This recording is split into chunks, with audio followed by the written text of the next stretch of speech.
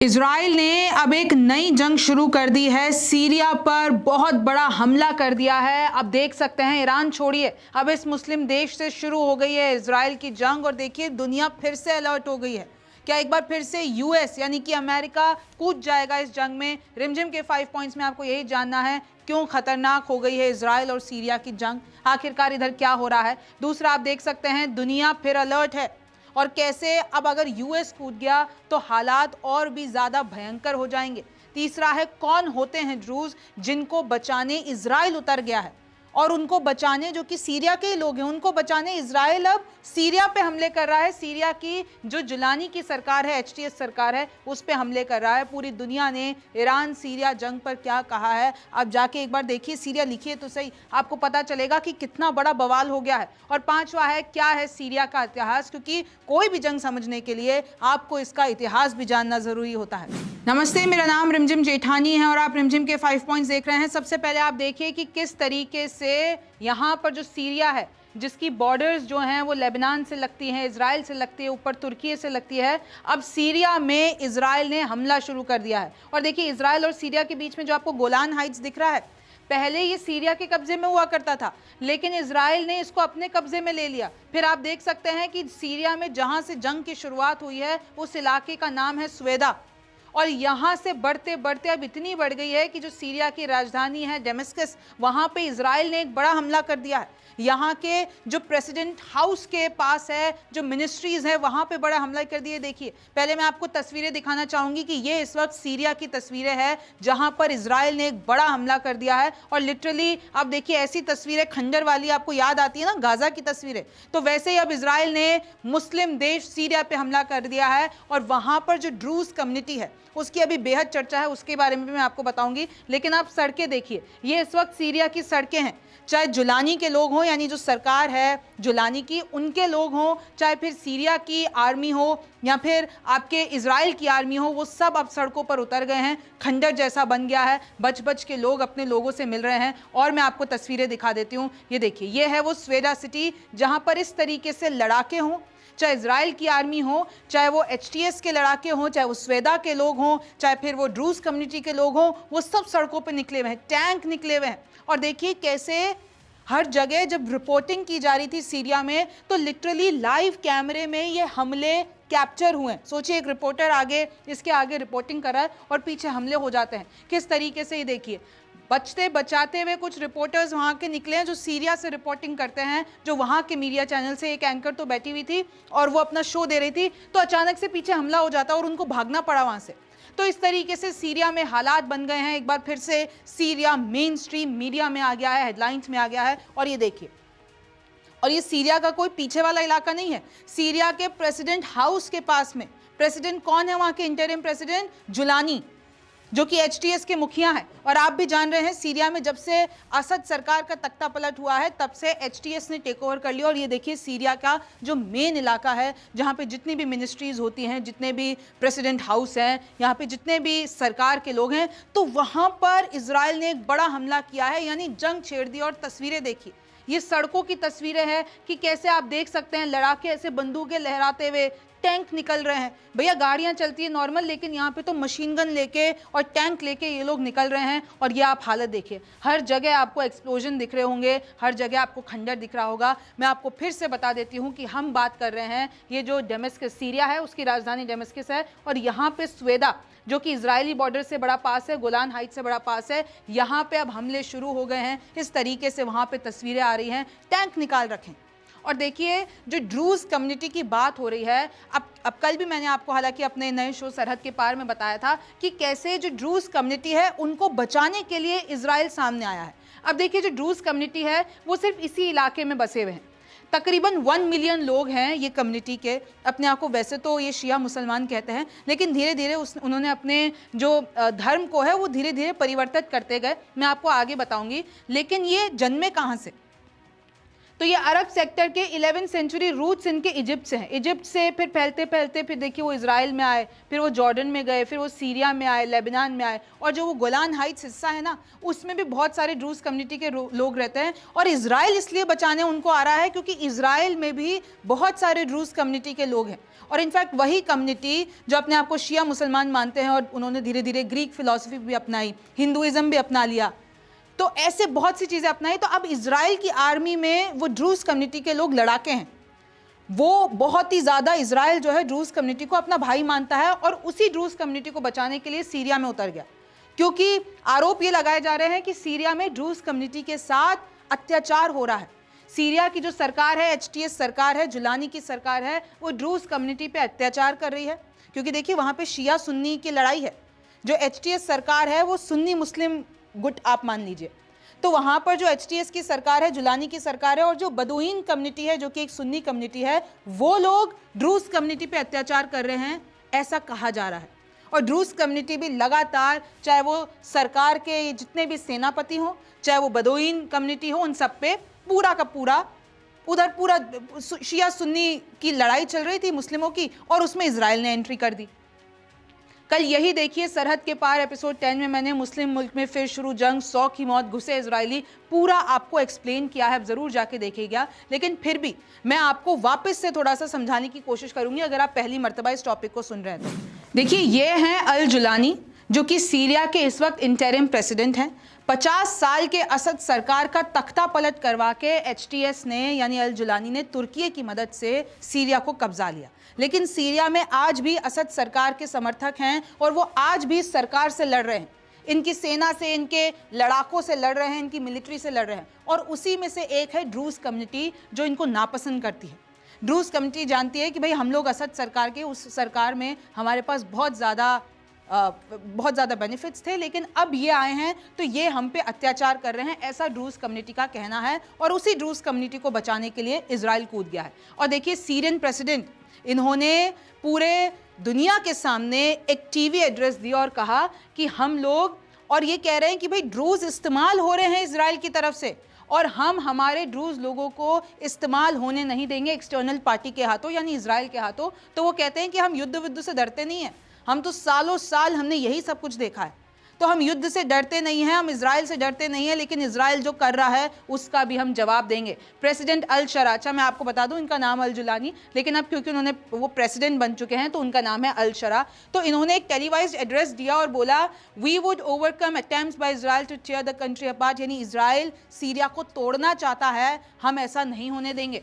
हम लोग ड्रूज सिटीजन्स को, हम क्योंकि वो हमारी प्रायोरिटी है, वो माइनॉरिटी ग्रुप है हालांकि, लेकिन हमारी प्रायोरिटी है, हम उनकी रक्षा करेंगे और उनको इस्तेमाल नहीं होने देंगे इजराइल के हाथों। We reject any attempt to drag you into the hands of an external party and we are, हमने बहुत सालों से चैलेंजेस फेस किए हैं और अभी भी हम लोग इजराइल के आगे झुकेंगे नहीं। देखिए इसमें फिर यूएस की एंट्री होती है। यूएस की तरफ से बयान आता है कि हमने स्पेसिफिक स्टेप्स लिए हैं और हम लोग ये जो सीरिया में वायलेंस वापस से हो गई है, जो इजराइल ने अटैक किया है दमिश्क पे, हम इस पे कार्रवाई करेंगे और हमारी बात भी होगी। हालांकि सीज फायर का भी दावा किया गया था, लेकिन अभी भी वहाँ के हालात बेहद ख़राब हैं क्योंकि इजराइल ने अपने हमले वहाँ पर बहुत बढ़ा दिया। आप देख सकते हैं कि कैसे जो सेक्रेटरी रूबियो हैं उन्होंने सीरिया में कहा, मतलब सीरिया के ऊपर कहा, these are historic long time rivalries and it led to an unfortunate situation and a misunderstanding, we are on our way towards a de escalation, यानी अमेरिका कोशिश कर रहा है कि डी एस्केलेशन हो जाए और फिर उसके बाद सीज फायर ये लोग करा दे। लेकिन मैं आपको बता दूं, ये जो अल जुलानी की मैंने आपको तस्वीर दिखाई थी, जो कि इस वक्त सीरिया के इंटरिम प्रेसिडेंट है, वो और ट्रंप अभी हाल ही में दोस्त बने हैं। ट्रंप ने हाल ही में सीरिया से सारे सैंक्शंस हटाए हैं और जो जुलानी का ये ग्रुप है एचटीएस, उसको बोल दिया कि अब वो आतंकवादी संगठन नहीं है। और वो वही एचटीएस है जिसके तार अलकायदा से जुड़ते हैं, वही अलकायदा ओसामा बिन लादेन वाला जिसने 9/11 हमले करवाए थे अमेरिका पे। तो देखिए ये आपको समझ में आ गया होगा। लेकिन इजराइल ने अपनी बॉम्बिंग सीरिया के कैपिटल में बढ़ा दी है। डिफेंस मिनिस्ट्री हो या प्रेसिडेंट के हाउस के पास हो, प्रेसिडेंशियल पैलेस हो, इन सब पे उन्होंने बहुत बढ़ा दी है। कहा जा रहा है 300 से ज़्यादा लोगों की मौत हो चुकी है। अब यूएनएससी इस पर एक इमरजेंसी सेशन भी करने वाला है और इस पे अब आगे विवाद इसलिए हो रहा है क्योंकि इजराइल ने सीरिया पे अचानक हमला कर दिया, सीरिया की ज़मीन पर हमला कर दिया। उन्होंने कहा कि हम ड्रूज कम्युनिटी को बचा रहे हैं, लेकिन आप ऐसे थोड़ा ना किसी देश पे हमला कर सकते हैं। तो इससे दूसरे देश भी खफा हैं, यूएन भी खफा है। Israel military struck the Syrian defence ministry in Damascus and government forces in southern Syria, यानी इजराइल ने क्या किया, जो डिफेंस मिनिस्ट्री है डेमास्कस में, राजधानी में सीरिया की, उसके ऊपर हमला कर दिया। उसकी तस्वीरें मैंने आपको शुरुआत में दिखाई थी। और तो और सर्दर्न सीरिया में गवर्नमेंट फोर्सेस के ऊपर हमला कर दिया। एचटीएस के जो लड़ाके हैं, जो सीरिया की आर्मी है, उस पर हमला कर दिया। और ये सब कुछ हुआ स्वेदा से बड़ा ये, और धीरे धीरे ये फैलता गया। फिर देखिए, working to save our Druze brothers, ये कहना है इंटरिम इजराइल के प्राइम मिनिस्टर का कि हमने हमला इसलिए किया क्योंकि हम हमारे ड्रूज के भाइयों को बचाना चाहते हैं। तो देखिए, 350 से ज़्यादा लोग अभी तक मारे जा चुके हैं और अभी भी ये आंकड़ा बढ़ता जा रहा है। अब मैं आपको थोड़ा सा बैकग्राउंड दे देती हूँ कि ये जंग अचानक से शुरू कैसे हुई। हालांकि सीरिया में 14 साल से सिविल वॉर चल रहा है, लेकिन अभी अचानक से क्या हो गया। तो हुआ ये कि ये बात है फ्राइडे की, ये जो अभी फ्राइडे गया, उसमें बेदुइन ट्राइब और ड्रूज कम्युनिटी, स्वेदा जो मैंने आपको जगह दिखाई, स्वेदा में 2 तरीके की कम्युनिटी रहती है। एक बेदुइन जो कि सुन्नी मुसलमान हैं, और एक है ड्रूज कम्युनिटी जो कि अपने आप को शिया मुसलमान बताते हैं। इन दोनों के बीच में पहले से ही राइवलरी चली आ रही है, शिया सुन्नी की लड़ाई आप भी जान रहे हैं। लेकिन फ्राइडे को क्या हुआ, ये आरोप लगाया जा रहा है कि एक मर्चेंट, जो एक ड्रूज मर्चेंट है, हाईवे पे जा रहे थे और बेदुइन के लोगों ने, यानी सुन्नी मुसलमान का ये जो पूरा गुट है बेदुइन, उन्होंने चेक पॉइंट पे उसको रोक दिया, उसको मारा, किडनैप किया, और उसके बाद से दंगे भड़क गए एक किडनैपिंग से। फिर धीरे धीरे क्या हुआ, जैसे ही फ्राइडे को ये वारदात हुई, फिर संडे को ये हुआ कि ड्रूज फाइटर्स अपने सारे लड़ाकों को ले आए और जाके बेदुइन के जितने भी लोग थे उन पर जाके हमला कर दिया।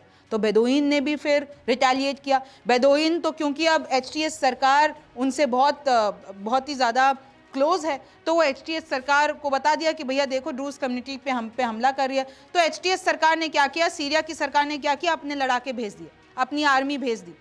और फिर उसके बाद से ये फैलता फैलता इतना फैल गया कि इजराइल को भी एंट्री लेनी पड़ी। Syria's interior ministry later announced that its forces and those of the defense ministry would intervene and impose, वो जो सरकार आई थी, सरकार के लड़ाके आए थे, वो इसलिए आए थे क्योंकि वहाँ पे जो हालात बिगड़ गए थे, ये शिया सुन्नी मुस्लिम 2 गुट की लड़ाई थी, जो ड्रूज और बेदुइन, उनको रोकने के लिए। लेकिन फिर जब हमले शुरू हो गए तो फिर इजराइल भी एंट्री ले लिया, इजराइल ने अपनी फोर्सेस भेज दी, इजराइल ने हमले कर दिए। तो ऐसे करते करते मामला इतना बढ़ गया कि आज 2 देशों की जंग हो रही है इस पूरे मसले पे। Druze residents of looting setting homes, फिर इन लोगों ने घर जला दिए, इन लोगों ने लूट किया, इन लोगों ने ह्यूमिलेट किया कम्युनिटी लीडर्स को। पता चल रहा है कि वहाँ के लड़ाके वो किसी की दाढ़ी हटा रहे हैं, किसी को अब्यूज़ कर रहे हैं, किसी को मार रहे हैं, पीट रहे हैं। और वैसे देखिए, स्वेदा में अगर मैं आपको थोड़ा सा बैकड्रॉप बता देती हूँ, इजराइल के प्राइम मिनिस्टर ने कहा था, क्योंकि देखिए ड्रूज कम्युनिटी बिल्कुल भी ये जो नई सरकार आई एचटीएस की जुलानी सरकार, उसको पसंद नहीं करती है। तो फिर क्या किया, ये जो स्वेदा रीजन है, क्योंकि यहाँ पे सबसे ज़्यादा ड्रूज कम्युनिटी रहती है, तो उन्होंने कहा कि भाई ये सरकार के लोग हटाओ, यहाँ से मिलिट्री हटाओ, हम स्वेदा को खुद अपने आप से चलाएंगे। तो वहाँ पर कोई मिलिट्री भी नहीं थी। फिर उसके बाद, क्योंकि अब देखिए, और ये चीज़ इजराइल के प्राइम मिनिस्टर ने बोली कि भाई ये जो एचटीएस सरकार है वो ड्रूज कम्युनिटी के लिए एक बहुत बड़ा खतरा है, और उनको बचाने के लिए हम स्वेदा में कूदे, हम सीरिया में कूदे, और अब हम एचटीएस सरकार को छोड़ेंगे नहीं। तो इस तरीके से देखिए, और देखिए पूरी दुनिया में जितने भी बड़े देश हैं उन सबके कमेंट्स आए हैं। यूनाइटेड स्टेट्स कह रहा है we are very concern, united nations ने इजराइल की निंदा की है। फिर अगर आप आ जाते हैं तुर्की ने भी इजराइल की निंदा की है कि ऐसे कैसे वो रातों रात सीरिया पे हमले कर सकते हैं। भाई जब सीरिया के 2 गुटों की लड़ाई है, इसमें इजराइल क्यों चाचा चौधरी बन रहे हैं, इजराइल क्यों ड्रूज कम्युनिटी को बचाने, भाई उन दोनों के इंटरनल मैटर है ना। Why Israel wants to have the war. Iran देख लीजिए, ईरान ने कहा कि ये संप्रभुता और इंटेग्रिटी पर सीरिया की बहुत बड़ा हमला है, इजराइल ने एकदम गलत किया है। यूएई ने भी कहा कि इजराइल ने गलत किया है। फिर अगर आप जीसीसी देख लेते हैं, जो कि गल्फ कॉरपोरेशन काउंसिल है, जो कि बहरीन, कुवैत, ओमान, कतर, अरब, सऊदी अरब और यूनाइटेड अरब एमिराइट्स का एक पूरा संगठन है, उन्होंने भी स्ट्रॉन्गेस्ट टर्म्स में इजराइल की निंदा की है कि कैसे वो सीरिया पे हमला कर सकते हैं, और कैसे वो ये कह सकते हैं कि वहाँ की एक कम्युनिटी को हम बचाने की। तो वही बात हो गई कि कहीं एक भारत में 2 गुटों के बीच में लड़ाई हो रही है, और फिर कल को चाइना और पाकिस्तान आ जाए, बोला कि नहीं नहीं हम तो एक गुट को बचाने के लिए हमला कर रहे हैं। ये तो वही बात हो गई ना। European union, we are very concern, जो भी हो रहा है, नॉर्वे ने भी कहा कि ये जो इसको पीसफुली ये सब कुछ सॉल्व हो जाए। फिर आप देख सकते हैं कुवैत ने भी कहा कि ये हीनियस एग्रेशन है, इजराइल ने जो किया है वो ठीक नहीं किया है। और अगर मैं आपको थोड़ा और बैकड्रॉप बता देती हूँ, सीरिया जो है वो आप 14 साल उठा के ले लीजिए, सिविल वॉर से सीरिया को हर किसी ने कब्जाने की कोशिश की है और आज भी सीरिया उससे उभर नहीं पाया है। अब ये जो नए दंगे, ये नई जंग शुरू हो गई है, इससे सीरिया और पीछे चला जाएगा, क्योंकि अभी यूएस और सऊदी अरेबिया ने भी हाल ही में कहा था कि भाई सीरिया को वापस से बिल्ड करेंगे, लेकिन इधर तो इजराइल ने जंग छेड़ दी है। अब देख लीजिए, ड्रूज और सीरिया की नए गवर्नमेंट के बीच में बहुत विवाद है। जब से ये जो सीरिया की नई सरकार आई है, एचटीएस सरकार आई है, जुलानी की सरकार आई है, तो ये ड्रूज इनको पसंद नहीं करते, क्योंकि एक तो देखिए माइनॉरिटी ग्रुप है, 10th सेंचुरी से ये दावा करते हैं कि भाई ये देखिए शियाइट इस्लाम है, यानी शिया इस्लाम की ब्रांच से आते हैं। 1 मिलियन है ड्रूज पूरे वर्ल्ड वाइड में, वो मैंने आपको नक्शे में दिखाया था। गोलान हाइट्स में भी हैं, वही गोलान हाइट्स जिसको 1967 में इजराइल ने कैप्चर कर लिया था सीरिया से। तो अब जुलानी सरकार जब आई तो उन्होंने कहा कि भाई क्योंकि ड्रूज कम्युनिटी माइनॉरिटी है तो हम तुम्हारा ख्याल रखेंगे, तुम्हें सरकार में हिस्सेदारी भी देंगे। लेकिन हुआ ये कि जब सरकार बनी तो सिर्फ एक ही ड्रूज मेंबर रखा गया, minister of agriculture Amjad Badr.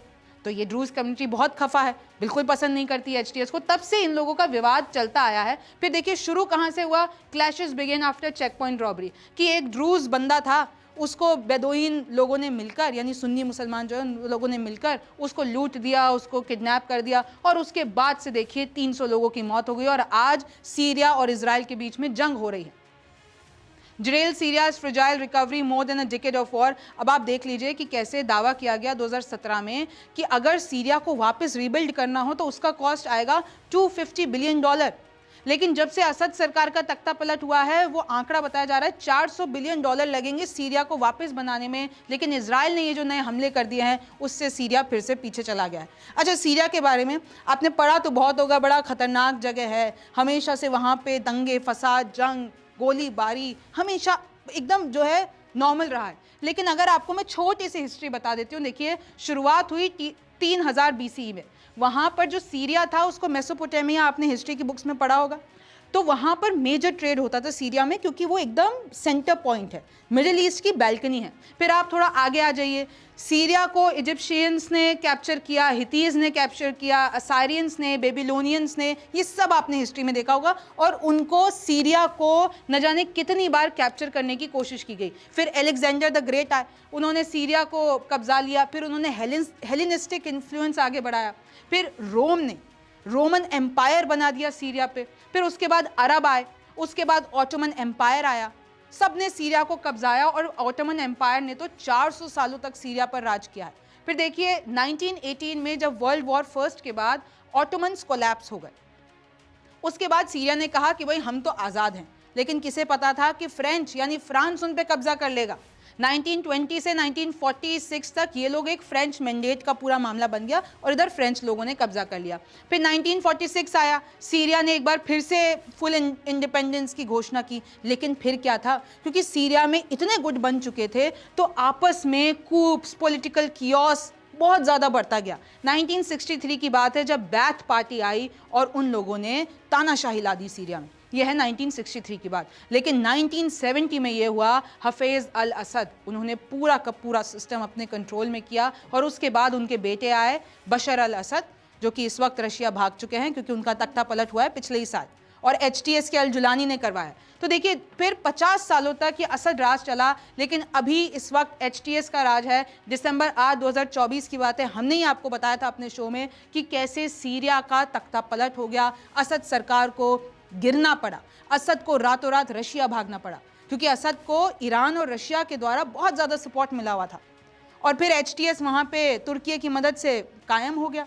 ये जो जुलानी है वो एचटीएस के मुखिया हैं, वो प्रेसिडेंट बन गए। तो इस तरीके से देखिए सीरिया की जो हिस्ट्री है वो हमेशा से बहुत ही रूह कपा देने वाली रही है। और अभी प्राइम मिनिस्टर बेंजामिन नेतन्याहू कह रहे हैं कि सीरिया को अगर ड्रूज कम्युनिटी पे अत्याचार होगा तो हम लोग आगे आ गए हैं और हम छोड़ेंगे नहीं। And now I have one request from you, you are citizens of Israel, do not cross the border, you are risking your life. मतलब इजराइल की तरफ से बहुत तरीके की एडवाइजरीज जारी हो रही हैं। वो कह रहे हैं कि हमारी एयरफोर्स काम कर रही है, हम लोग ड्रूज कम्युनिटी पे अत्याचार नहीं होने देंगे।